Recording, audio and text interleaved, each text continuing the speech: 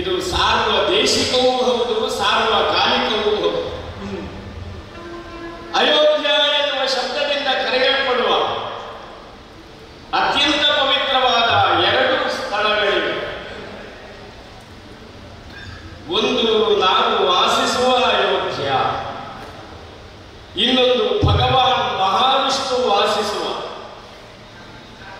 ಕ್ಷೀರಸಾಗರದ ವೈಕುಂಠದ ಮಧ್ಯದಲ್ಲಿರುವ ಅವನ ಅಂತಃಪುರ. ಇದು ಎರಡು ಅಯೋಧ್ಯ ಎನ್ನುವ ಶಬ್ದಗಳಿಂದ ಕರೆಯಲ್ಪಡುತ್ತದೆ. ಯಾವ ಅರ್ಥದಲ್ಲಿ? ಇನ್ನೊಬ್ಬರಿಂದ ಸುಲಭವಾಗಿ ಭೇದಿಸುವುದಕ್ಕಾಗುವುದಿಲ್ಲ. ಭೇದಿಸಬೇಕಾದರೆ ಆತ್ಮಸಮರ್ಪಣೆಯ ದ್ವಾರ ಮಾತ್ರ ಸಾಧ್ಯ ಎನ್ನುವ ಅರ್ಥದಲ್ಲಿ. ನ ಯೋಧ್ಯ ಅನ್ಯೈ, ಇತರರಿಂದ ಭೇದಿಸುವುದಕ್ಕಾಗುವುದಿಲ್ಲ. ಒಬ್ಬ ವ್ಯಕ್ತಿಯ ಆತ್ಮಶೋಧನೆಗೂ ಆತ್ಮತತ್ವದ ಅನುಸಂಧಾನಕ್ಕೂ ಇನ್ನೊಬ್ಬರಿಂದ ಅದು ಆಗುವಂತಹದ್ದಲ್ಲ. ಅವನನ್ನು ಅವನೇ ತಿಳಿದುಕೊಳ್ಳಬೇಕು. ಆದ್ದರಿಂದಲೇ ಪ್ರತಿಯೊಬ್ಬರ ಆತ್ಮಗುಹೆಯೂ ಅಯೋಧ್ಯ. ಆ ನೆಲೆ ನಮ್ಮ ನಗರಕ್ಕೆ, ದೇಶಕ್ಕೆ, ಚಕ್ರವರ್ತಿತ್ವದ ವ್ಯಾಪ್ತಿಗೆ ವರ್ತಮಾನ ಕಾಲದಲ್ಲಿ ಬರ್ತಾ ಇದೆ. ಅಯೋಧ್ಯೆಯ ಅಧಿಪತಿಯಾಗಿ ರುಕ್ಮಾಂಗದ ಎಂಬ ನಾಮಾಂಕಿತನಾದಂತಹ ನಾನು ಯೋಗ್ಯವಾದ ಮಂತ್ರಿಗಳೊಂದಿಗೆ ಪ್ರಜಾಹಿತವಾದ ಪ್ರಜಾರಂಜಕವಾದ ರಾಜ್ಯಭಾರವನ್ನು ನಡೆಸ್ತಾ ಇದ್ದೆ. ಭಗವದ್ ಅನುಗ್ರಹವನ್ನು ಪಡೆದುಕೊಳ್ಳುವ ಶ್ರೇಷ್ಠ ಮಾರ್ಗ ಯಾವುದು ಅಂತ ನಾರದರು ಉಪದೇಶಿಸಿದ್ದಾರೆ. ಅಂತಹ ಒಂದು ವ್ರತ, ನಾರದೋಪದಿಷ್ಟವಾದ ವ್ರತ ಏಕಾದಶಿ ವ್ರತ. ಅದು ಇಹ ಪರಗಳೆರಡನ್ನೂ ಸಾಧಿಸಿಕೊಡುವಂತಹ ವ್ರತ. ಏಕಾದಶಿ ಅಂದ್ರೆ 10ಕ್ಕೆ 1 ಸೇರಿಸಿದ್ರೆ 11 ಎನ್ನುವ ಅರ್ಥದಲ್ಲಿರುವಂತಹ ಶಬ್ದ. ದಶಾಧಿಕವಾದ ಏಕ, ಅದು ಏಕಾದಶ. 11 ಅದಕ್ಕೆ ಸಂಬಂಧಿಸಿದ್ದು ಏಕಾದಶಿ. 10ರ ಜೊತೆಗೆ ಇನ್ನೊಂದು ಸೇರುವುದು ಯಾವುದು? 10 ಇಂದ್ರಿಯಗಳು. 11ನೆಯದ್ದು ಮನಸ್ಸು. ಇಂದ್ರಿಯಗಳ ಜೊತೆಯಲ್ಲಿ ಮನಸ್ಸು ಸೇರುವುದು, ಆ ಮೂಲಕ ಆತ್ಮತತ್ವದ ಅನುಸಂಧಾನ ಮಾಡುವುದು ಏಕಾದಶಿ ವ್ರತದ ತತ್ವ, ಅಂತರಾರ್ಥ. ಇದು ನಾನು ಮಾತ್ರ ಮಾಡಬೇಕಾದಂತಹ ಒಂದು ವ್ರತ ಅಲ್ಲ. ನಮ್ಮ ದೇಶದ ಎಲ್ಲ ಪ್ರಜೆಗಳು ಮಾಡಬೇಕಾದಂತಹ ವ್ರತ ಎನ್ನುವ ದೃಷ್ಟಿಯಿಂದಲೇ ರಾಜಾಜ್ಞೆಯೇ ಆಗಿ ಸಮಯ ಕಳೆಯಿತು. ಎಲ್ಲ ಪ್ರಜೆಗಳು ಅತ್ಯಂತ ಶ್ರದ್ಧಾಭಕ್ತಿಗಳಿಂದ ಏಕಾದಶಿ ವ್ರತವನ್ನು ಅನುಷ್ಠಾನ ಮಾಡ್ತಾ ಇದ್ದಾರೆ. ಆದ್ದರಿಂದಲೇ ಅತಿವೃಷ್ಟಿ ಅನಾವೃಷ್ಟಿಗಳಿಲ್ಲ. ಶಲಭ, ಮೂಷಕ ಮೊದಲಾದಂತಹ ಪ್ರಾಣಿಗಳ ಬಾಧೆ ಇಲ್ಲ. ಆಳುವವರು ಯಾರು ಪ್ರಜೆಗಳ ಮೇಲೆ ಅತಿಕ್ರಮಿಸಿ ಹೋಗುವುದಿಲ್ಲ. ಇವುಗಳು ಇದ್ರೆ ಈತಿ ಬಾಧೆ ಅಂತ ಹೇಳಲ್ಪಡುತ್ತದೆ.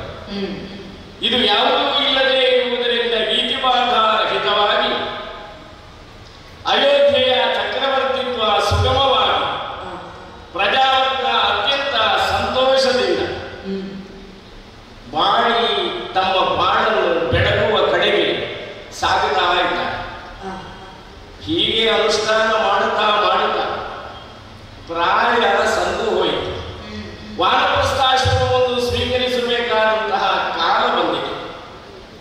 ಹೆಸರು ರುಕ್ಮಾಂಗದ. ಅಂಗದ ಅಂದ್ರೆ ಬಾಹುಗಳನ್ನು ಶೋಭಿಸುವಂತಹ ಒಂದು ಆಭರಣ, ಅಥವಾ ಅಂಗಗಳನ್ನು ಭೇದಿಸುವ, ಹೊರಗಡೆಯಿಂದ ಅಂಗಗಳನ್ನು ವಿಭಾಗಿಸುವ ಒಂದು ಆಭರಣ. ಅದು ಅಂಗ ವಿಭಾಗ ಇಲ್ಲಿ, ಅಂಗ ಭೇದವೇ ಇಲ್ಲಿ. ಅದು ರುಕ್ಮಮಯವಾಗಿದ್ದರೆ ಅದು ರುಕ್ಮಾಂಗದ. ರುಕ್ಮ ಅಂದ್ರೆ ಚಿನ್ನ. ಅಂತಹ ಒಂದು ಹಿರಣ್ಮಯವಾದಂತಹ ತತ್ವದ ಹಿನ್ನೆಲೆಯಲ್ಲಿ ನನ್ನ ಹೆಸರು ಇರುವುದರಿಂದ, ಅದರ ಸಾರ್ಥಕತೆಗೆ ಏಕಾದಶಿ ವ್ರತಾನುಷ್ಠಾನ ಇರುವುದರಿಂದ ಇನ್ನು ವಾನಪ್ರಸ್ಥವನ್ನು ಸೇರುವುದು ಯೋಗ್ಯ ಅಂತ ಆಲೋಚಿಸ್ತಾ ಇದ್ದೇನೆ. ಹಾಗೆ ವಾನಪ್ರಸ್ಥಾಶ್ರಮವನ್ನು ಸ್ವೀಕಾರ ಮಾಡಬೇಕಾದ್ರೆ ಉತ್ತರಾಧಿಕಾರಿಯ ವ್ಯವಸ್ಥೆ ಆಗಿದೆ. ಬರ್ಲಿಕ್ಕೆ ಹೇಳಿದ್ದೇನೆ ಔರಸ ಪುತ್ರ ಧರ್ಮಾಗರನನ್ನು ಬರ್ಲಿ ಸಭೆಗೆ ಕರ್ಕೊಂಡು ಬನ್ನಿ ಅಂತ ಹೇಳಿದ್ದೇನೆ.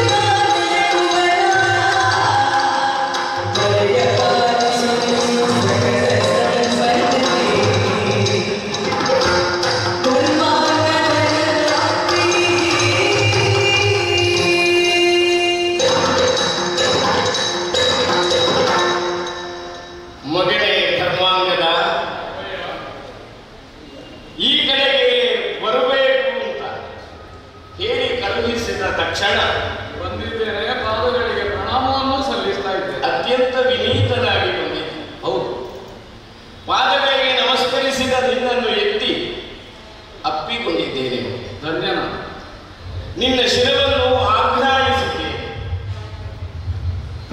ವಿಶೇಷ ಏನೂ ಇಲ್ಲ ಕರೆಸಿಕೊಳ್ಳುವುದಕ್ಕೆ ಕಾರಣ. ಆದರೂ ಕರೆಸಿಕೊಂಡಿದ್ದೆ ಕಾರಣ ಇದೆ. ಅದು ವಿಶೇಷ ಅಲ್ಲ ಅಂತ ಹೇಳಿದ್ದೆ. ನಿತ್ಯ ಕಾರಣವೇ ಹೌದು ಅಂತ ಬರ ಮಾಡಿಕೊಳ್ಳಬೇಕಾದ ಅನಿವಾರ್ಯ ಇರಲಿ. ವಿಶೇಷ ಅಲ್ಲ ಯಾಕೆ ಅಂತ, ಯಾಕೆ ನನ್ನ ಜೀವನದಲ್ಲಿ ಶೇಷವಾಗಿ ಉಳಿದ ಎರಡು ವಿಷಯಗಳನ್ನು ನಿನ್ನಲ್ಲಿ ಹೇಳಬೇಕು. ಹಾಗಿದ್ರೆ ವಿಶೇಷವೇ ಅಂತ ಹಾಗೆ ತಿಳ್ಕೊಂಡ್ರೆ ತೊಂದರೆ ಇಲ್ಲ. ನನ್ನ ಶೇಷ ಶಬ್ದ ತರಲಿಕ್ಕೋಸ್ಕರ ಹೇಳಿ ತಪ್ಪಿಲ್ಲ. ನನ್ನನ್ನೇ ತಂದವರು ಶಬ್ದ ತರುವುದರ ವಿಶೇಷ ಇದೆ. ಕೆಲವು ಶಬ್ದಗಳನ್ನು ನಾವು ಹೀಗೆ ರೂಪಾಂತರದಿಂದ ತಂದ್ರೆ ಅದು ಸ್ವಾರಸ್ಯ ಇದೆ. ಸಹಜವೇ ಸರಿಯೇ. ಮಗನೇ ಅಪ್ಪಯ್ಯ, ಬಹುಕಾಲದಿಂದ ರಾಜ್ಯವನ್ನು ಆಳುತ್ತಾ ಇದ್ದೆ. ರಾಜ್ಯಭಾರದ ಒಂದು ಮಧ್ಯಕಾಲದಲ್ಲಿ ನಾರದರಿಂದ ಉಪದಿಷ್ಟವಾಗಿ ಏಕಾದಶಿ ವ್ರತವನ್ನು ಅರಮನೆಯವರೆಲ್ಲರೂ, ಪ್ರಜಾ ಪರಿವಾರವು, ದಾಸದಾಸಿಯರೆಲ್ಲರೂ ಆಚರಿಸತಕ್ಕದ್ದು ಅಂತ ರಾಜಾಜ್ಞೆ ಆಗುವುದರ ಜೊತೆಗೆ ಅನುಷ್ಠಾನದಲ್ಲೂ ಇದೆ. ಹೌದು. ಆದ್ದರಿಂದಲೇ ದೇಶ ಸುಭಿಕ್ಷವಾಗಿದೆ. ಯಾವುದೇ ರೀತಿಯ ಆಂತರಿಕ ಕಲಹಗಳೂ ಇಲ್ಲ, ಬಾಹ್ಯ ಪ್ರಚೋದನೆಗಳೂ ಇಲ್ಲ, ಬಾಹ್ಯ ಅಭಿಯೋಗಗಳು ನಮ್ಮ ದೇಶಕ್ಕೆ ಆಗುತ್ತಾ ಇಲ್ಲ. ಯಾಕೆ? ಧರ್ಮದಿಂದ ಜನರಿದ್ದಾರೆ. ನಿಜವೇ. ಒಂದು ಅರ್ಥದಲ್ಲಿ ಇದೇ ರೀತಿಯಲ್ಲಿದ್ದರೆ ಪ್ರಭುತ್ವ ಎನ್ನುವುದರ ಅಗತ್ಯವೂ ಇಲ್ಲದೇ ಇರ್ತದೆ. ಒಂದು ಕಾಲ ಹಾಗೆ ಇತ್ತಂತೆ. ರಾಜನೂ ಇರಲಿಲ್ಲ, ರಾಜ್ಯ ಎನ್ನುವ ವ್ಯವಸ್ಥೆಯೂ ಇರಲಿಲ್ಲ, ದಂಡ್ಯನೂ ಇರಲಿಲ್ಲ, ದಂಡಿಸುವವನೂ ಇರಲಿಲ್ಲ. ಅವಾಗ ಹೇಗೆ ನಡೀತಾ ಇತ್ತು? ಧರ್ಮೇ ನೈವ, ಧರ್ಮದಿಂದಲೇ ಜನರು ವರ್ತಿಸ್ತಾ ಇದ್ರು. ಧರ್ಮದಿಂದಲೇ ಜನರು ವರ್ತಿಸುವ ಕಾಲದಲ್ಲಿ ಯಾವ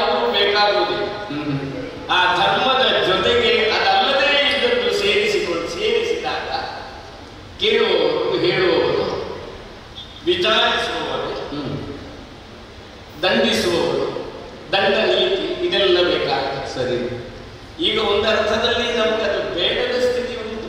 ದೈವ ಕೃಪೆ ನಮ್ಮ ಮೇಲೆ ಪರಿಪೂರ್ಣವಾಗಿ ಹಾಗೆ ಅಂತ ನಾವಾಗಿ ಇದನ್ನು ಬಿಡುವ ಹಾಗೆ ಪರಂಪರೆಯಿಂದಲೇ ಬಂದಿದೆ, ಪರಂಪರೆಯಿಂದಲೇ ಪ್ರಾಪ್ತವಾಗಿದೆ. ಇದನ್ನು ಹಾಗೆಯೇ ಯಥಾಯೋಗ್ಯವಾಗಿ ಇದನ್ನು ನಾವು ಮುಂದುವರಿಸಬೇಕು. ಮತ್ತೆ ದಂಡಧರವಿದ್ದ ಅಭ್ಯಾಸ ಆದ ಜನರಿಗೆ ಅವನಿಲ್ಲದೇ ಇದ್ದರೆ ಅವರ ಜೀವನದಲ್ಲೇ ವ್ಯತ್ಯಯವಾದ ಭಾವನೆ ಬಂದಿತ್ತು.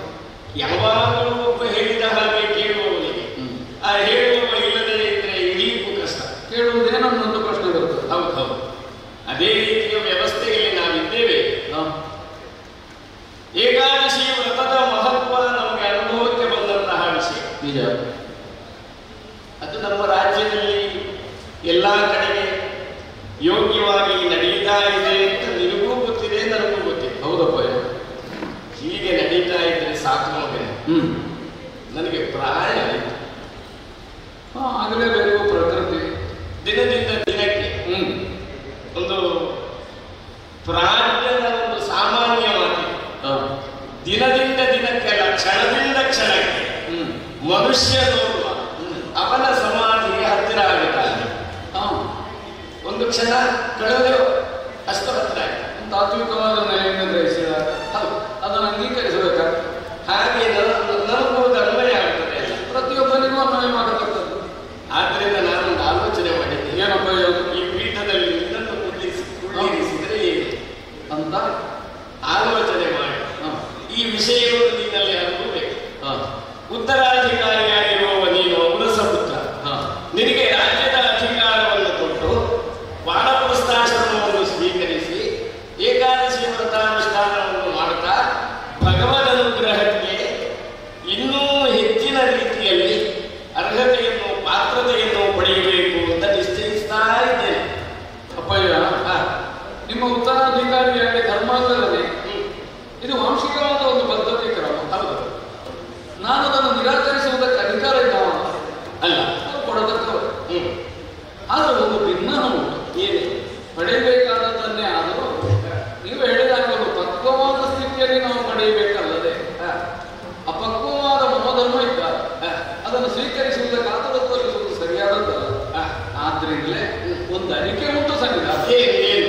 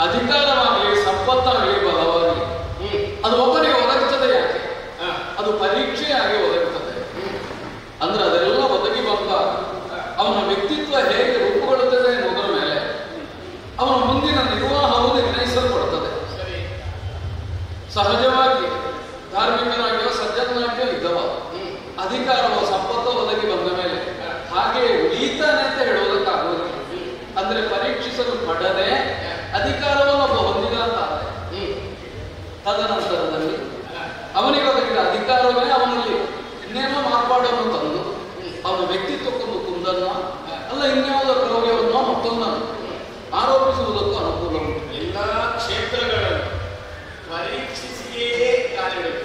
ನನ್ನ ಅಂತರಂಗದಲ್ಲಿ ಅದೇ ಅಭಿಮತ ಇರುವುದು. ತಾವೇನೋ ಸಿಂಹಾಸನದಲ್ಲಿ ಕುಳ್ಳಿರಿಸಿ ಅಭಿಯಚನವನ್ನು ಮಾಡ್ತೇನೆ ಅಂತ ನೀವು ಹೇಳ್ತೀರಿ. ನಿಮ್ಮ ದೃಷ್ಟಿಯಿಂದ ನಿಮ್ಮ ಪುತ್ರ ಯೋಗ್ಯನೇ ಇದ್ದಾರೆ, ಸರಿ. ಆದರೆ ಲೋಕಾನುಭವದ ದೃಷ್ಟಿಯಿಂದ, ಶಾಸ್ತ್ರದ ದೃಷ್ಟಿಯಿಂದ ಧರ್ಮಾಂಗದ ಇನ್ನೂ ಪರೀಕ್ಷಿಸಲ್ಪಟ್ಟ ಮಾತು. ಪರೀಕ್ಷೆ ಎಲ್ಲಿಯಾಗಿದ್ದಾರೆ? ಯಾಕಂದ್ರೆ ನಿಮ್ಮ ವಾತ್ಸಲ್ಯ ಕಾರಣವ ಅಲ್ಲ, ಅಂಶದ ಸಹಜವಾದ ಅಧಿಕಾರ ಕಾರಣವೇ. ಧರ್ಮಾಂಗದ ನಿತ್ಯ ಯೋಗ್ಯನಿದ್ದಾನೆ ಅಂತ ಪ್ರತಿಯೊಬ್ಬನು ಭಾವಿಸಿದ್ದಾರೆ. ಆದರೆ ಅದನ್ನು ಸ್ವೀಕರಿಸುವುದಕ್ಕೆ ಮೊದಲೇ ನನ್ನಂಥವು ವಿವೇಚನೆ ಮಾಡಬೇಕಾಗುತ್ತಿದೆ. ಪರಾಕ್ರಮಿಯಾಗಿ ಕ್ಷಾತ್ರವನ್ನು ಸ್ಥಾಪಿಸಿದ ಮೇಲೆ, ಬಾಹುಬಲದಲ್ಲಿ ನಾನು ಸಮರ್ಥನಿದ್ದಾನೆ ಅಂತ ಲೋಕ ಕಂಡ ಮೇಲೆ, ಆಗ ಅದಕ್ಕೆ ಸಹಜವಾಗಿ ಒದಗಿ ಬರಬಹುದಾದ ಅಧಿಕಾರವನ್ನು ನಾವು ಆಮೇಲೆ ಪರೀಕ್ಷಿಸಬೇಕಾದ ಅಗತ್ಯ ಬರುವುದು. ನಿಮ್ಮ ದೃಷ್ಟಿಯ ಪರೀಕ್ಷೆ ಬೇರೆ, ಲೋಕದೃಷ್ಟಿಯ ಪರೀಕ್ಷೆ ಬೇರೆ ತಾನೆ. ಹಾಗಾಗಿ ಲೌಕಿಕರಾದವರಿಗೂ ಕೂಡ ಧರ್ಮಾಂಗದ ಸಮರ್ಥನಿದ್ದಾನೆ ಹೀಗೆ ತೋರಿಸಬೇಕು ಅಂತ ನಾನು ಸೇನಾ ಸಮೇತನಾಗಿ ಒಂದು ದಿಗ್ವಿಜಯವನ್ನು ಕೈಗೊಂಡು ಅನೇಕ ಭೂಪರನ್ನೆಲ್ಲ ಯುದ್ಧದಲ್ಲಿ ಗೆದ್ದು ತಮ್ಮ ಕಾಣಿಕೆಗಳನ್ನು ಸಂಗ್ರಹಿಸಿ ರುಕ್ಮಾಂಗದ ಭೂಮಿಗಳ ಮಗ ಧರ್ಮಾಂಗದ ಸಿಂಹಾಸನ ಏರುವುದಕ್ಕೆ ಸರ್ವಥಾ ಸಮರ್ಥನಿದ್ದಾನೆ ಇಷ್ಟನ್ನು ಸ್ಥಾಪಿಸಿದ ಮೇಲೆ ನೀವು ಆಡಿದಂತೆ ನಿಮ್ಮ ಉತ್ತರಾಧಿಕಾರಿಯಾಗಿ ಅಭಿಷೇಕಕ್ಕೆ ಶಿರವೊಡ್ಡುವುದಕ್ಕೆ ನಾನು ಸನ್ನದ್ಧನಾಗ್ತೇನೆ. ಆದ ಕಾರಣ ನನಗೆ ಈ ಒಂದು ಅನುಕೂಲವನ್ನು ಕಲ್ಪಿಸುವಲ್ಲಿ ತಾವು ಕಾರ್ಯಗಳಾಗಿ ಮಾಡಬೇಕು ಅಂತ ಪ್ರಾರ್ಥಿಸ್ತಾ ಇದ್ದೇನಪ್ಪ. ವಿಷಯ ಸರಿ ಉಂಟು, ಆದರೆ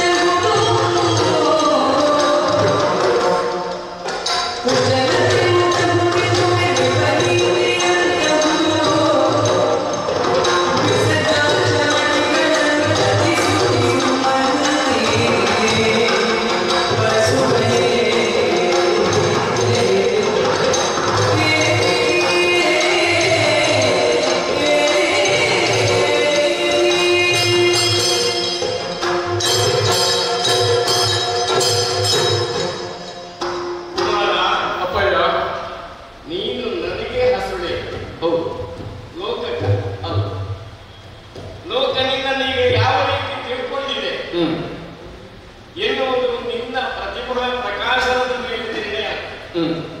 ಅದಾಗಲಿಲ್ಲ ಅಂತ ನೀನು ಹೇಳುವುದು. ನನ್ನ ಅನುಭವದಲ್ಲಿ ನಾನು ಸಾಧಿಸಿರಲಿಲ್ಲ ಎಂಬುದೇ ಸತ್ಯವಾಗಿ ಕಾಣುತ್ತದೆ. ಒಬ್ಬರಿಗೆ ಪರೀಕ್ಷೆ ಎನ್ನುವುದು ಎರಡು ವಿಧವಾಗಿದೆ.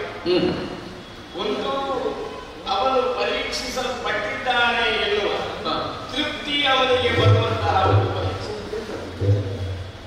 ಅದರಿಂದ ಉಳಿದವರಿಗೆ ಪ್ರಕಾಶ ಆಗಬೇಕು, ಉಳಿದವರಿಗೆ ಗೊತ್ತಾಗಿ ಅಲ್ಲ, ಗೊತ್ತಾಗಬೇಕು ಎಂದು ಇಲ್ಲ. ಇನ್ನೊಬ್ಬರು ಇವ ಉತ್ತೀರ್ಣರಾಗಿದ್ದಾನೆ ಎಂದು ಉಳಿದವರಿಗೆ ಗೊತ್ತಾಗಲೇಬೇಕಾದ ಪರೀಕ್ಷೆ.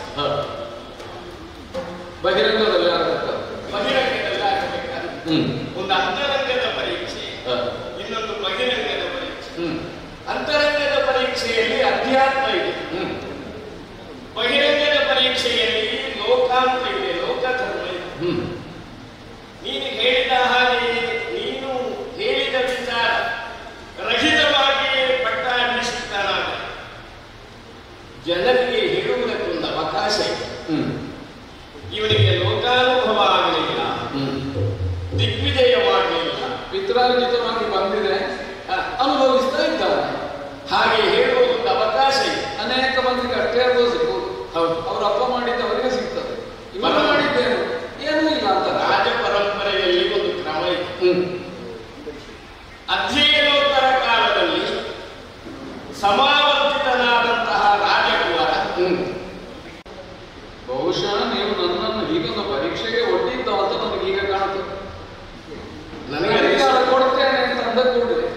ಆದೀತು ಅಂತ ಮಗ ಸಿದ್ಧನಾದ ಅಂತ ಅವ ಪರೀಕ್ಷಿಸಲ್ಪಡಲಿಲ್ಲ ಅಂತಲೇ ಅಲ್ವಾ? ಅದು ಒಂದು ರೀತಿಯ ಪರೀಕ್ಷೆಯೇ. ನೀವೇ ಮಾಡ್ತಾ ಇರ್ಬೋದು ಪರೀಕ್ಷೆ. ನಾನು ಆಲೋಚಿಸುವುದು ನನ್ನ ಪರೀಕ್ಷೆಯ ಕುರಿತ. ನಿನ್ನನ್ನು ನಾಡಿದ್ದು ಯೋಗ್ಯ ಮುಹೂರ್ತದಲ್ಲಿ ಪಟ್ಟಾಭಿಷಿಕ್ತನಾಗಿಸ್ತೇನೆ ಎನ್ನುವ ನನ್ನ ನಿರ್ಣಯವೇ ಈಗ ನಿಮ್ಮಿಂದ ಪರೀಕ್ಷೆಗೆ ಒಳಪಡುತ್ತಾನೆ. ಈಗ ನೀವು ಪರೀಕ್ಷಿಸ್ತಾ ಇರುವುದು ನನ್ನನ್ನು ಎಂಬ ಭಾವದಿಂದ ನಾನು ಮಾಡುತ್ತಿರುವುದು ಸರಿಯಾಗಿ ಇರಬೇಕು. ಯಾಕಂದ್ರೆ ಉಳಿದವರ ದೃಷ್ಟಿಯಿಂದ ಉತ್ತೀರ್ಣನಾಗ್ತಾನೋ ಬಿಡ್ತಾನೋ ಪ್ರಶ್ನೆ ಬೇರೆ. ಋಕ್ಮಾಂಗದ ಭೂಪತಿಯ ಪರೀಕ್ಷೆಯಲ್ಲಿ ಧರ್ಮಾಂಗದ ಉತ್ತೀರ್ಣನಾಗಲೇಬೇಕು. ಅದರ ಜೊತೆಯಲ್ಲಿ ದಿಗ್ವಿಜಯ ಮಾಡದೆ ಪಟ್ಟಾಭಿಷಿಕ್ತನಾದರೆ ಲೋಕಾನುಭವ ಕ್ರಾಸತೆಯನ್ನು ಹೊಂದುತ್ತದೆ. ಹೌದು, ಲೋಕಾನುಭವ ಇಲ್ಲ ಎನ್ನುವ ಒಂದು ಜನರ ನುಡಿಗೆ ಒಳಗಾಗಿ ಒಂದು ಅವಕಾಶ ಏನಿದೆ ಅದು ನಿನ್ನ ದೃಷ್ಟಿಯಲ್ಲಿ ಪರೀಕ್ಷೆ. ಹೌದು, ಅದೇ ವಿಷಯದಲ್ಲೂ ಅಂದರೆ ಆಗುತ್ತೆ. ಆಲೋಚನೆ ಮಾಡಲಿಲ್ಲ ರಾಜ. ಆಲೋಚನೆ ಮಾಡದೆ ದಿಗ್ವಿಜಯವನ್ನು ಮಾಡದೇ ಇದ್ದ, ಲೋಕಾನುಭವವನ್ನು ಪಡೆಯದೇ ಇದ್ದ ಕುಮಾರನಿಗೆ ಪಟ್ಟಾಭಿಷೇಕ ಮಾಡಿದ. ಅಪ್ಪನ ಪ್ರಭಾವದಿಂದ ಮಗನಿಗೆ ಅಧಿಕಾರ ಸಿಗಲಿತ್ತು. ಅವರ ಪರೀಕ್ಷೆಗೆ ಒಳಗಾಗುವುದು ಇಬ್ಬರೂ ಕೂಡ. ಹೌದು, ಇಬ್ಬರೂ ಈ ಪರೀಕ್ಷೆಗೆ ಉತ್ತೀರ್ಣರಾಗಿ ಪ್ರಜೆಗಳ ದೃಷ್ಟಿಯಲ್ಲಿ ನಾವು ಸರಿ ಇದ್ದೇವೆ ಅಂತ ನಮಗೆ ಗೊತ್ತಿದ್ರು. ಆದರೂ ಪ್ರಜೆಗಳ ದೃಷ್ಟಿಯಿಂದಲೂ ನಾವು ಸರಿಯಾಗಿಯೇ ಇದ್ದೇವೆ ಎನ್ನುವುದನ್ನು ತೋರಿಸಿಕೊಡಬೇಕಾದ್ರೆ ನೀನಿಗೆ ಹೇಳಿದ ಹಾಗೆ ನೀನು ದಿಗ್ವಿಜಯವನ್ನು ಮಾಡು. ನನ್ನದು ಸಮ್ಮತಿ. ಸರಿ, ಅಸಮ್ಮತಿ ಏನೂ ಇಲ್ಲ.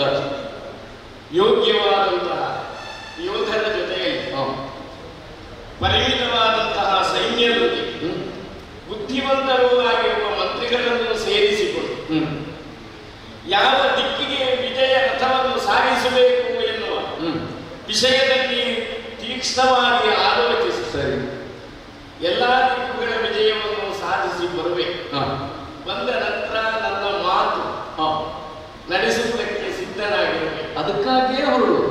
ಆದ್ರೆ ಒಂದು ಬಿಡುವ ಯಾವ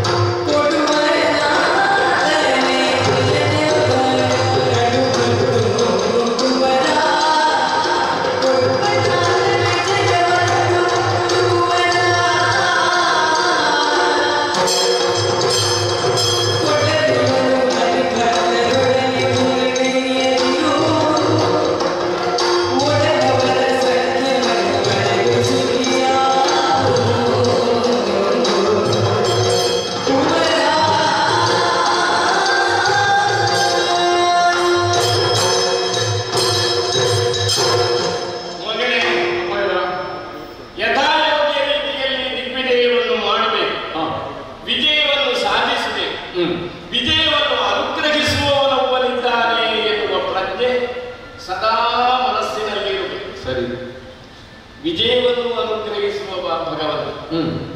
ಜಯ ವಿಜಯ ಎರಡೂ ಅವನ ತತ್ವಗಳು ಹೌದು, ಅವನ ದ್ವಾರ ದೇವತೆಗಳು.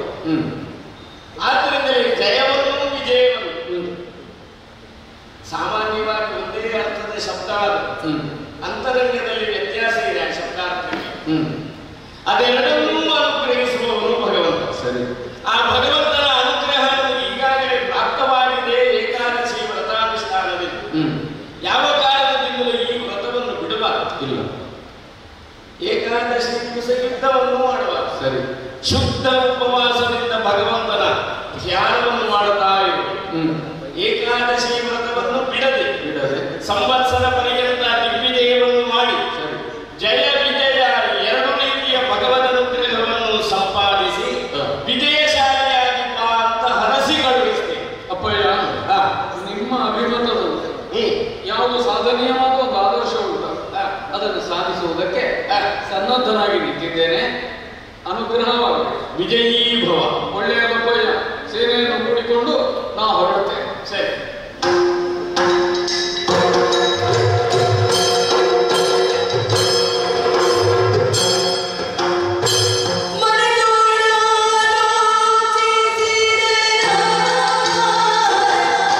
ಧರ್ಮ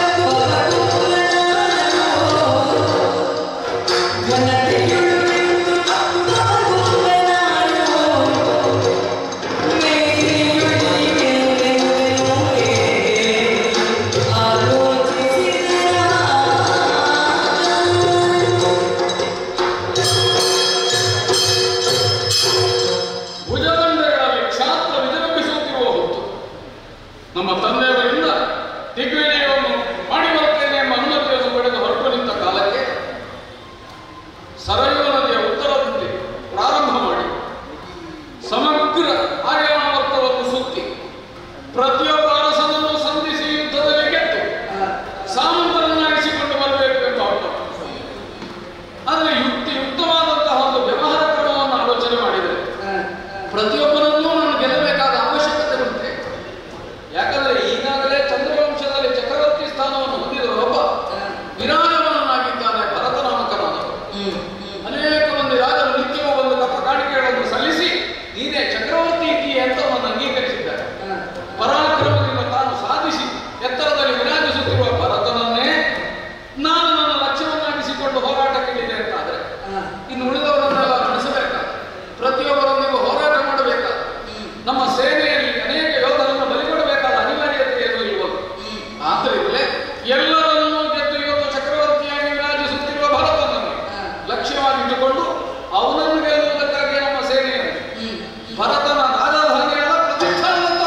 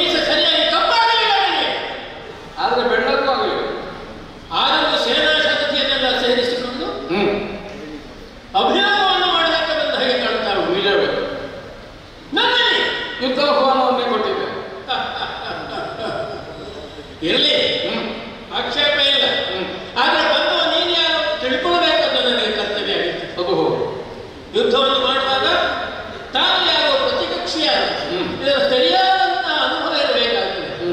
ಆ ಕಾರಣಕ್ಕೆ ಕೇಳ್ತಾ ಇದ್ದೇನೆ, ಯಾರ ಮಗನ ನೀನು? ಯಾವ ಕುಲದಲ್ಲಿ ಹುಟ್ಟಿದವ? ಯಾವ ಹಿಂದಿನ ನಿನಗಿದೆ? ಯಾಕೆ ಬಂದ ನನ್ನನ್ನೇ ಆರಿಸಿಕೊಂಡು ಯುದ್ಧಕ್ಕೆ?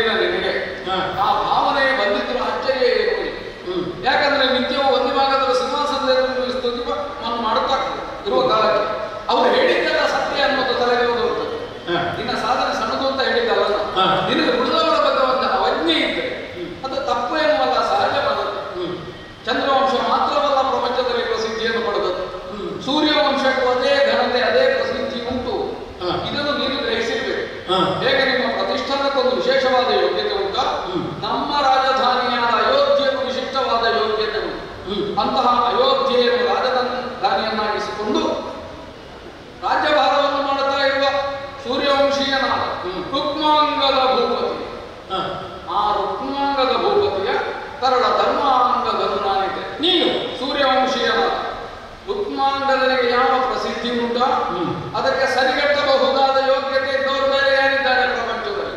ಇದನ್ನು ಗ್ರಹಿಸಿ ಅವನನ್ನೇ ಎದುರಿಸ್ತೇನೆ ಎಂಬ ಹಂಬಲದಿಂದ ದಿಗ್ವಿಜಯಾರ್ಥಿಯಾಗಿ ಸೇನೆ ಸಮೇತ ಬಂದವರಿದ್ದೇನೆ. ಅಯ್ಯ, ಯುದ್ಧಕ್ಕಾಗಿಯೋ ಸಾಮ್ರಾಜ್ಯ ವಿಸ್ತಾರಕ್ಕಾಗಿಯೋ ಅಥವಾ ಭೂಮಿಯನ್ನೇ ಗೆಲ್ಲುತ್ತೇನೆ ಎನ್ನುವಂತಹ ವಿಶ್ವಾಸದಲ್ಲಿಯೋ ಅರಸುಕುಮಾರ ಯುದ್ಧಕ್ಕೆ ಬಂದರೆ ಆಶ್ಚರ್ಯವೇನೂ ಇಲ್ಲ. ಅದು ಸಹಜವಾದ ಧರ್ಮ ಹೌದಲ್ಲ. ಹೌದು. ಆದರೆ ಬಂದು ಯಾರನ್ನು ನೋಡುವುದಕ್ಕೆ, ಯಾರ ಯುದ್ಧವನ್ನು ಮಾಡಲಿಕ್ಕೆ ನೀನು ಬಂದಿದ್ದೆ ಎಂಬುದನ್ನು ಸ್ವಲ್ಪ ಯೋಚಿಸಬೇಕು ಬೇಡ?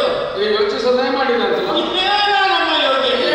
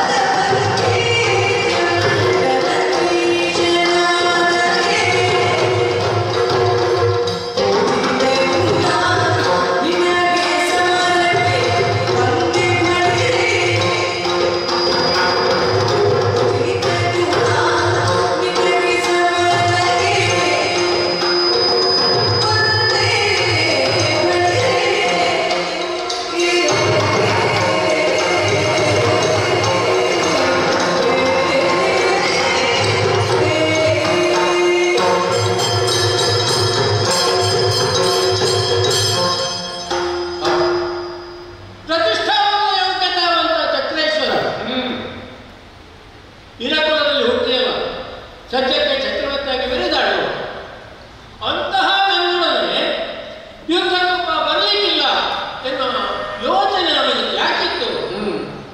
ಇಂತಹ ಬೃಹತ್ತಾದಂತಹ ಒಬ್ಬ ಯೋಗ್ಯತಾವಂತನಂತಹ ವ್ಯಕ್ತಿಯಲ್ಲಿ ಹೋರಾಟವನ್ನು ಮಾಡುವಂತಹ ಕಾಂಕ್ಷೆ ಯಾವಾಗಲಾದರೂ ಬಂದಿದೆ, ಬರುವುದಕ್ಕೆ ಸಾಧ್ಯವೇ ಇಲ್ಲ. ನಮ್ಮಲ್ಲಿ ಯಾರಪ್ಪ ಹೋರಾಟ ಮಾಡುವುದು? ಇವನ ಅನಿಸಿಕೆ ನಮಗಿತ್ತು. ಸದಾ ಗೆಲ್ಲುತ್ತಾ ಇರುವವನಿಗೆ ಇನ್ನೊಬ್ಬರು ತನ್ನನ್ನು ಸೋಲಿಸಿಯಾರೆ ಎಂಬ ಕಲ್ಪನೆ ಮತ್ತೆ ಬರುವುದಿಲ್ಲ. ಆದರೂ ನೀನು ಕಲಿತದ್ದು ಸಾಲದು, ನನ್ನ ಯೋಗ್ಯತೆ ಬಗ್ಗೆ ನೀನು ತಿಳ್ಕೊಳ್ಳೋದು ಸಾಲದು. ನಾ ತಿಳಿಯದೇ ಇದ್ದದ್ದು ಇನ್ನೂ ಉಂಟ. ಏನದು? ಸಕಲ ಭೂಪುಜರು ಬಂದು ನನ್ನ ಕಾಲನ್ನು ಮುಟ್ಟಿ ನಮಸ್ಕರಿಸುವಂತಹ ಹೊತ್ತಿಗೆ ಅವರ ಮಣ್ಣಿನ ಪುಟಗಳ ಬೆಳಕಿನಿಂದ ಬೆಳಗುವಂತಹ ರಾಜ ನನ್ನದಪ್ಪ. ರಾಜ ಮುಕುಟ ವಿರಾಜ ಪದ ಪಂಕೇದ. ರಾಜನ ಕುಲದಲ್ಲಿ ಅತ್ಯಂತ ವಿಕ್ರಮಿಯಾದಂತಹ, ಅತ್ಯಂತ ಹೆಸರಾದಂತಹ, ಬೇಕಿದ್ರೆ ಆ ಸರೋದಕ್ಕೆ ಸಮಾನವಾದಂತಹ ಮಹಾಯೋಗ್ಯತೆ ಹೇಳಿದಂತಹ ಚಕ್ರವರ್ತಿ ನಾನು ಎಂಬುದನ್ನು ನೀನು ಅರ್ಥ ಮಾಡಿಕೊಳ್ಳಬೇಕಾಗಿತ್ತು. ಅಪ್ಪ ಹುಡುಗ ಆಗಿತ್ತು, ಗೊತ್ತಿಲ್ಲದೆ ಬಂದಿದ್ದಿ. ಬಂದು ನಿಂತದ್ದೀಗ ನೀನು ನಮ್ಮ ಪುರದ ಎದುರಿನಲ್ಲಿ ಯುದ್ಧಕ್ಕಾಗಿ. ಗೊತ್ತಿಲ್ಲದೆ ಬಂದವ ತುಂಬ ಗೊತ್ತಿರುವವನೆದುರಿಗೆ ನಿಂತಿದ್ದ. ಹೌದು. ಆದ್ರೂ ಒಂದೊಟ್ಟು ನಿನ್ನ ಸ್ಥಾನಮಾನ, ನನ್ನ ಯೋಗ್ಯತೆ, ಇದು ಯಾವುದನ್ನು ನಾನು ಗೌರವ ಇಲ್ಲದ ದೃಷ್ಟಿಯಿಂದ ನೋಡ್ತೇನೆ ಅಂತ ತಿಳ್ಕೊಳ್ಬೇಡ. ಮತ್ತೆ ನಿನ್ನ ಸ್ಥಾನಮಾನಕ್ಕೆಲ್ಲ ಗೌರವ ಉಂಟು. ಆದರೆ ನನ್ನನ್ನು ನಿನ್ನನ್ನು ಹೋಲಿಸಿದಾಗ ನೀನು ಮಾಡಬೇಕಾದೇನು ಗೊತ್ತ? ಏನು? ಪಾದಕ್ಕೆ ನಮಸ್ಕಾರ ಮಾಡಿ ನಮಗೊಂದು ಪೂಜೆ ಮಾಡಿತು ಅಂತ ಆದರೆ ನಿನಗೆ ಆಶೀರ್ವಾದ ಮಾಡುವಂತ ಸ್ಥಾನದಲ್ಲಿ ನಾನು ಇದ್ದೇನೆ. ನೀನು ನನ್ನ ಲಿಖಕ್ಕೆ ಅಂತ ಹೇಳ್ತಾ ಇದ್ದೀಯಲ್ಲ. ನೀ ಹೇಳಿದ್ದು ತಪ್ಪಲ್ಲ. ವಯಸ್ಸು, ಬಲವು, ಕೀರ್ತಿಯ ಅಧಿಕವಾಗಿ ಉಂಟು. ಆದ್ರಿಂದ ನಮಸ್ಕರಿಸು ಅಂತ ಹೇಳುವಾಗ ಈ ಹೇಳುವ ಶೈಲಿ ಕೇಳಿರುವಂತಲ್ಲ.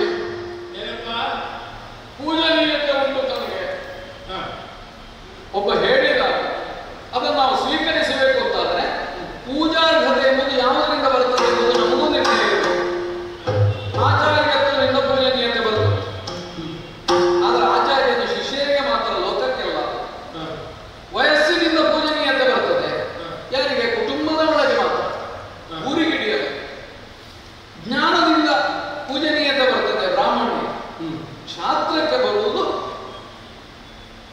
ತನ್ನ ಬಾಹುಬಲದಿಂದ ಇದು ನಿನ್ನ ನಿರ್ಣಯ ಹೌದು ಅಂತ. ಅದಕ್ಕೊಂದು ಸಣ್ಣ ಆಕ್ಷೇಪ ಉಂಟು. ಪೂಜೆ ಮಾಡಬೇಕು ಅಂತಾದ್ರೆ ಆ ಪೂಜೆ ಪಡಬೇಕಾದವನಲ್ಲಿ ಒಂದು ದಿವ್ಯತೆ ಆರೋಪಿಸಲ್ಪಡಬೇಕು. ಆ ದಿವ್ಯತೆ ಎಲ್ಲಿಂದ ಬರ್ತದೆ? ಅಧಿಕಾರವನ್ನು ಮಾಡುವಾಗ ನನ್ನಲ್ಲಿ ಅಧಿಕಾರ ಉಂಟು ಪೂಜಿಸಿ. ಕೆಲವರು ಪೂರ್ವದಲ್ಲಿ ಮಾಡಿದವರು ಇದ್ದಾರೆ. ಅಧಿಕಾರವೋ ಬಲವೋ ತನ್ನಲ್ಲಿರುವುದರಿಂದ ತಾನೇ ದೇವರು ಪೂಜೆ ಮಾಡಿ. ಇನ್ನು ಕೆಲವರಲ್ಲಿ ಸಂಪತ್ತುಂಟು ಎಂಬುದರಿಂದ ಅವರಿಗೆ ತಾವು ಪೂಜಾರ್ಹರನ್ನ ಭಾವನೆ ಬಂದೋಗ್ತದೆ. ಆಯುಧದಿಂದ, ಜನಬಲದಿಂದ, ಇನ್ಯಾವುದರಿಂದಲೂ ಹಾಗೆ ಭಾವನೆ ಬಂದಿದೆ. ಅದು ಪೂಜಾರ್ಹತೆ. ಪೂಜಾರ್ಹತೆ ದಿವ್ಯತೆಯಿಂದ, ದೇವತ್ವದಿಂದ ಸಿದ್ಧಿಯಾಗುತ್ತದೆ. ಆದ ಕಾರಣ ಕೇಳಿತು ಭರತ ಚಕ್ರವರ್ತಿ ಕ್ಷತ್ರಿಯೋತ್ತಮ. ಆದ್ರೆ ನಾನು ಪೂಜಿತನು ಅಂತ ನೀವು ಹೇಳಿದ ಸ್ವಲ್ಪ ನಿಮ್ಮನ್ನು ಸರಿಯಾಗಿ ಗಮನಿಸಿ ನೋಡೋಣ ಅಂತ ನಮಗೆ ಕಂಡು. ಮುಖದಲ್ಲಿ ಎರಡೇ ಕಣ್ಣುಗಳು, 3 ಕಣ್ಣುಗಳಿದ್ದಿದ್ರೆ ತ್ರಿನೇತ್ರನಾದಂತಹ ಪರಮೇಶ್ವರನೇ ಬಂದ.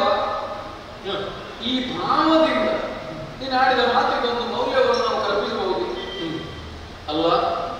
ಭುಜಗಳನ್ನು ನೋಡಿದರೆ 4 ಕೈಗಳೇನಾದರೂ ನಿನ್ನಲ್ಲಿ ಇದ್ದಿದ್ರೆ ಚತುರ್ಭುಜದಿಂದ ಕೂಡಿದವನಾದಂತಹ ಮಹಾವಿಷ್ಣುವೇ ಇದ್ದಾನೆ.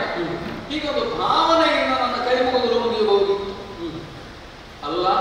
ತಲೆಯನ್ನು ನೋಡಿದರೆ 4 ಅಲ್ಲಿ ಇದ್ದಿದ್ದರೆ ಚತುರ್ಮುಖನಾದಂತಹ ಬ್ರಹ್ಮದೇವರು. ಈ ಭಾವದಿಂದ ನಿನಗೆ ಪೂಜಾರ್ಹತೆಯನ್ನು ನಾನು ಕಲ್ಪಿಸಬಹುದು. ಆದಂತಹ ದಿವ್ಯತೆ ಯಾವುದು ನಿನ್ನಲ್ಲಿ, ದೇವತ್ವ ಯಾವುದು ನಿನ್ನಲ್ಲಿ, ನಿನ್ನಲ್ಲಿರುವುದು ಉಳಿದವರೆಲ್ಲ ಮೂಡಿಸಿದವ. ನೀನು ಅಧಿಕ ನಿದ್ದೀಯ, ಶ್ರೇಷ್ಠ ನಿದ್ದೀಯ. ಎಷ್ಟೋ ಸಲ ಲೋಕದಲ್ಲಿ ಹೆಗ್ಗಳಿಕೆಗೋ ಹೊಗಳಿಕೆಗೋ ಪಾತ್ರನಾದವನಿಗೆ ಅದು ಸತ್ಯ ಎನ್ನುವ ಭಾವನೆ ಬಂದೋಗ್ತದೆ. ಆಮೇಲೆ ಉಳಿದವರು ಹೇಳಿದ್ರು ಪಕ್ಕದ ಸತ್ಯ ದರ್ಶನ ಆಗೋದಿಲ್ಲ. ಅವ್ರು ಏನು ಹೇಳಿದ್ದಾರೋ ಅದೇ ನಾನು ಒಂದು ತಿಳುವಳಿಕೆ ಬರ್ತದೆ. ನಿನಗೂ ಹಾಗಾಗಿ ಹೋಯಿತು.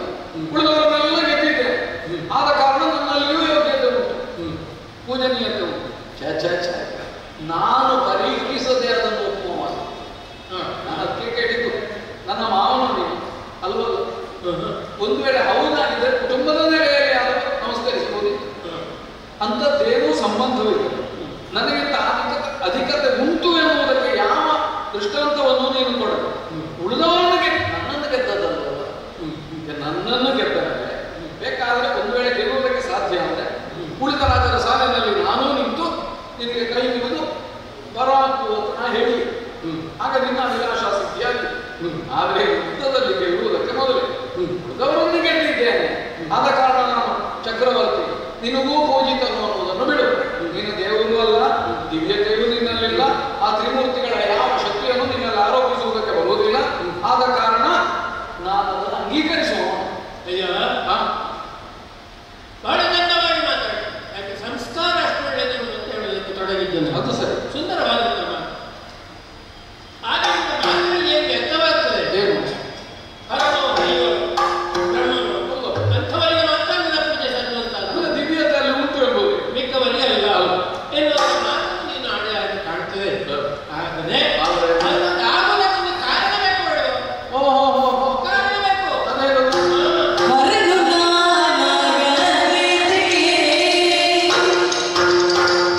ತ್ರಿಪುರ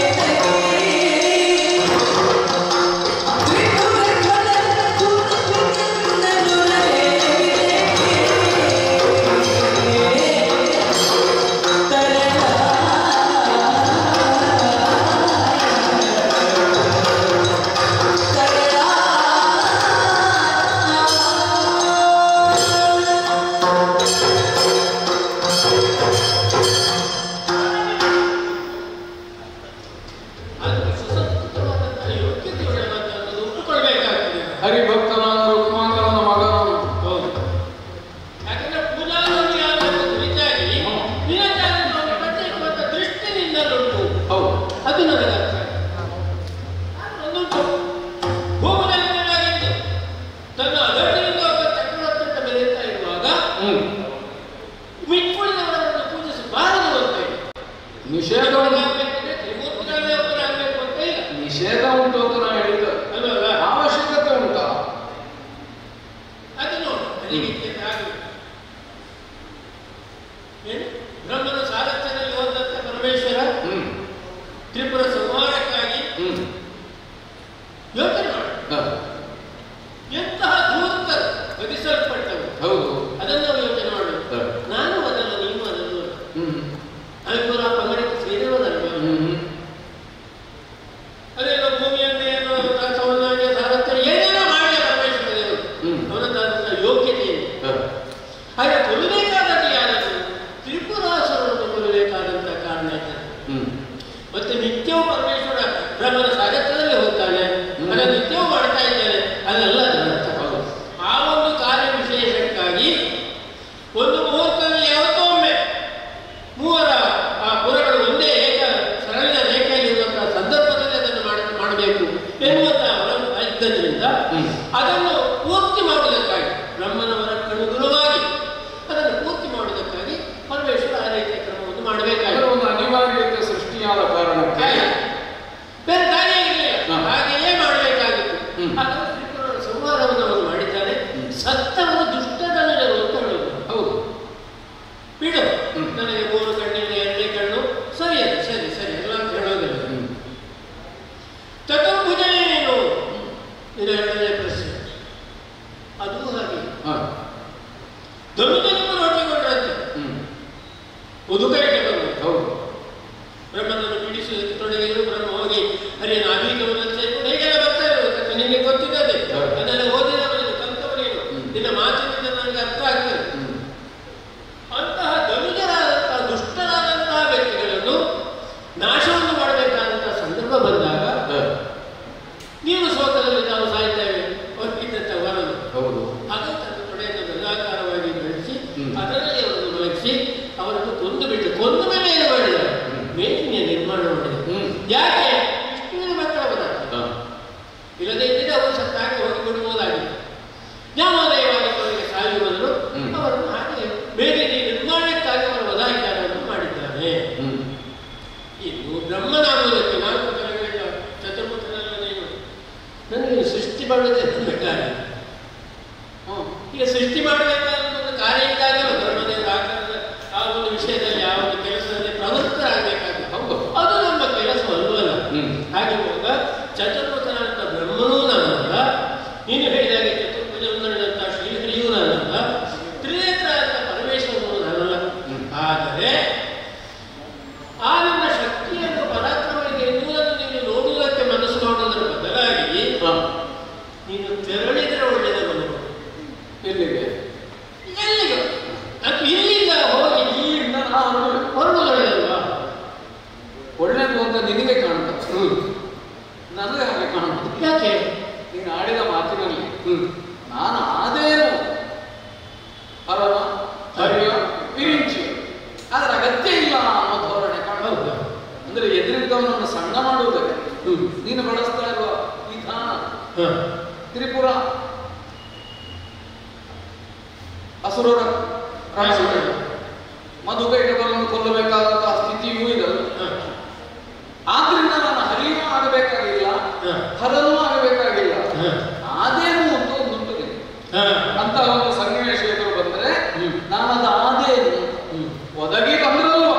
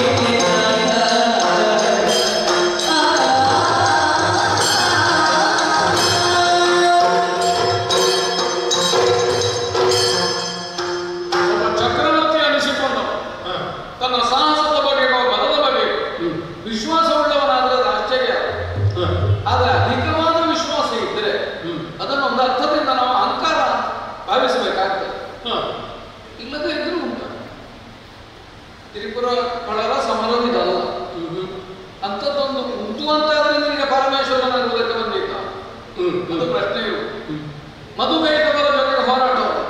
ಒಂದು ವೇಳೆ ಅಂತಹ ಹೋರಾಟದ ಸನ್ನಿವೇಶ ಬಂದರೆ ನೀನು ವಿಷ್ಣುವಾಗುವುದಕ್ಕೆ ಸಾಧ್ಯ ಉಂಟು ನಿನಗೆ?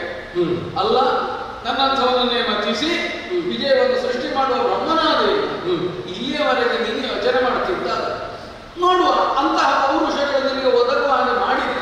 ನೀನು ಆಗುವುದು ಹೌದು ಅಂತ ನೋಡಿದಾಗ ಯಾಕೆ ನಾನು ಆಡಬೇಕಾಗಿ ಬಂತು? ನಾನು ದುಷ್ಟನಾಗಿ ವ್ಯವಹರಿಸ್ತೇನೆ ಅಂತಲ್ಲ, ನನ್ನಲ್ಲಿ ಅಸುರ ಬುದ್ಧಿ ಉಂಟು ಅಂತಲೂ ಅಲ್ಲ, ನನ್ನ ಮನೋಧರ್ಮವೂ ಅದಲ್ಲ, ಶುದ್ಧ ಕ್ಷತ್ರಿಯನಾಗಿ ಬಂದಿದ್ದೆ. ಆದರೆ ನಿನಗೆ ಒಂದು ಕಠಿಣತಮವಾದ ಸ್ಥಿತಿಯನ್ನು ನಿರ್ಮಾಣ ಮಾಡಿ ನಿನ್ನಲ್ಲಿರತಕ್ಕ ಪರಮ ಪೌರುಷ ಏನುಂಟು ಅದು ಪ್ರಕಟವಾಗುವಂತೆ ಮಾಡಿ ಆಮೇಲೆ ಭರತನನ್ನು ಗೆದ್ದು ನಾನು ಯೋಗ್ಯನಿದ್ದೇನೆ ಅಂತ ಭೂಮಂಡಲದಲ್ಲಿ ಸ್ಥಾಪನೆಗೊಳ್ಳಬೇಕಾದ ಒಂದು ಹಂಬಲವುಳ್ಳವನ ಆದ ಕಾರಣ ಒದಗದಂತ ಪೌರುಷಗಳ ನಿನಗೆ ಇದೆಯಾ? ಮೊದಲರಿಪುವ ರಮೇಶ ಯಾವ ತ್ರಿಮೂರ್ತಿಗಳಿದ್ದ ಅವರ ಆವೇಶವು ನಿನ್ನಲ್ಲಿ ಉಂಟಾಗ್ತದೆ ಹೌದು ಅಂತಾದ್ರೆ, ಉಂಟಾಗುವುದಕ್ಕೊಂದು ಸನ್ನಿವೇಶವನ್ನು ನೀನು ನಿರೀಕ್ಷೆ ಮಾಡುತ್ತಾ ಇರುವುದು ಹೌದು ಅಂತಾದ್ರೆ, ಅಂತಹ ಒಂದು ಯುದ್ಧಾವಕಾಶವು ನಾನು ಸೃಷ್ಟಿ ಮಾಡಿದ್ದು ಇರುತ್ತೆ. ಸುಮ್ಮನೆ ನನ್ನಲ್ಲಿ ಅದುಂಟು ಇದು ಉಂಟು ಇದೆಲ್ಲ ಅಹಂಕಾರದ ಮಾತಾಡಿದ್ದು. ನನ್ನಲ್ಲಿ ಯಾಗುಂಟಾಗಿ ನೀನು ಪ್ರವಚನ ಮಾಡಿ ಪ್ರಯೋಜನ ಇಲ್ಲ. ಹೋರಾಟ ಮಾಡೋದು ಹೌದಾ ನೋಡುವ ಅಟ್ಟಕ್ಕಾದರೂ ಮಾಡಿದ್ದೆ. ನೀನು ಮಾತಾಡೋದು ಯಾರಲ್ಲಿ ಗೊತ್ತು? ಯಾರಲ್ಲಿ? ಚಕ್ರವರ್ತಿಗೆ ಮಾತಾಡುವುದು. ಆದ್ರಿಂದ ಆ ತ್ರಿಮೂರ್ತಿಗಳನ್ನು ಕೂಡ ಚಕ್ರವರ್ತಿ ಮೇಲೆ ಆವಾಹನ ಮಾಡುತ್ತಾರೆ. ನನಗೆ ಪಟ್ಟಾಭಿಷೇಕ ಮಾಡುವಂತಹ ಸಂದರ್ಭದಲ್ಲಿ ಶಕ್ರ ಯಾರಿದ್ದಾನೆ ಅವನನ್ನು ಕೂಡ ನನ್ನಲ್ಲಿ ಆವೇಶ ಮಾಡುವಂತಹ ಸ್ಥಿತಿ ಬರ್ತದೆ. ಎಲ್ಲರನ್ನೂ ನನ್ನಲ್ಲಿ ಆವಾಹನ ಮಾಡಿಕೊಂಡು ನನಗೆ ಚಕ್ರವರ್ತಿ ಪೀಠ ಕೊಡೋದು. ಒಂದು ವೇಳೆ ಪರೀಕ್ಷೆ ನಿಮಗೆ ಆಗಲೇಬೇಕು ಅಂತ ಆದ್ರೆ ನೋಡೋಣ ಸಿಂಹಾಸನ ಇರುವ ಎಲ್ಲರಾದಂತಹ ಒಂದು ಆವಾಹನ ಕೇವಲ ಚಕ್ರವರ್ತಿಗೆ ಮಾತ್ರವಲ್ಲ. ಹಾಗೆ ನೋಡಿದ್ರೆ ನಮ್ಮ ಸಿಂಹಾಸನದಲ್ಲಿ ನಮ್ಮ ತಂದೆಯವರು ಅಂಥದ್ದನ್ನೆಲ್ಲ ಆವಾಹನ ಉಂಟವರು. ಆದ್ರೆ ಅದೆಲ್ಲ ಭಾವುಕವಾದ ನೆಲೆಯಿಂದ ಮಂತ್ರದ ನೆಲೆಯಿಂದಲೇ ಹೊರತು ಭೌತಿಕವಾಗಿ ಹಾಗೆ ಬಂದವರೆಲ್ಲ ದೇವರು ಅಂತ ಅರ್ಥ ಅಲ್ವಲ್ಲ. ಕಾರಣ ನಿನ್ನನ್ನು ಯಾರು ಸಿಂಹಾಸನದಲ್ಲಿ ಕುಳಿತುಪಡಿಸಿ ಅಭಿಷೇಕನ ಮಾಡಿ ಅವರು ನಿನ್ನಲ್ಲಿ ತ್ರಿಮೂರ್ತಿಗಳನ್ನು ಆವೇಶಿತರನ್ನಾಗಿ ಮಾಡಿರಲಿ. ಯುದ್ಧಾಂಗಣದಲ್ಲಿ ಬರ್ತದ ಪ್ರಯೋಜನಕ್ಕೆ